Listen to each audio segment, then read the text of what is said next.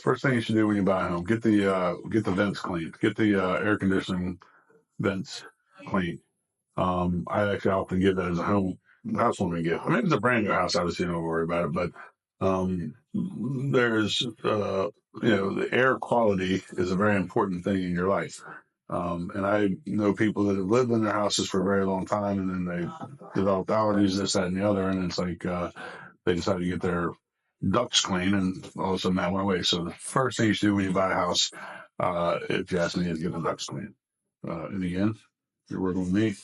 A lot of times that's your gift. The second thing that you should do after you buy a house is honestly just try to enjoy it right away, because a lot of people will spend a lot of time and effort trying to get every little thing perfect.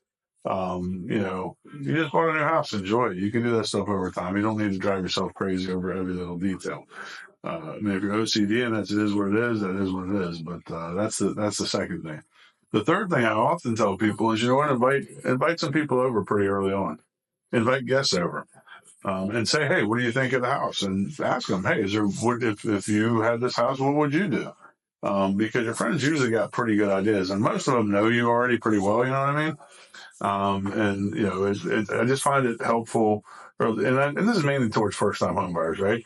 I know a lot of my first-time homebuyers find it very helpful to get input from their friends and their family, and it's a fun way to also kind of break in your house and introduce people to your new house and be proud of it.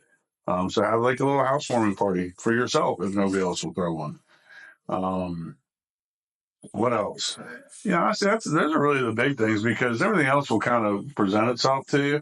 Again, when you're in the whole home buying process, and I guess we'll start with a little bit of maybe before you buy the house. Don't go into the house broke. Make sure you have money in the bank. Make sure you have some reserves, so that if you do need to make some small changes, which everybody's going to find, you have the money to do it. Okay.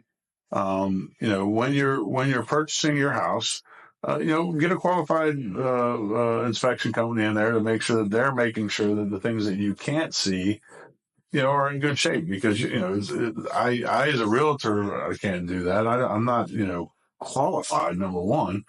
Number two, outside of some of my investors, we don't generally get up into the rafters and walk around above the ceiling of the house when we're looking at a house.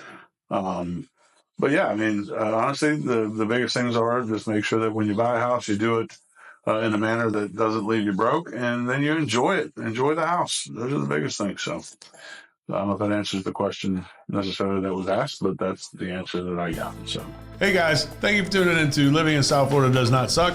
Please do subscribe with the notification bell on. If you liked today's guest, you can also get more information about them right here.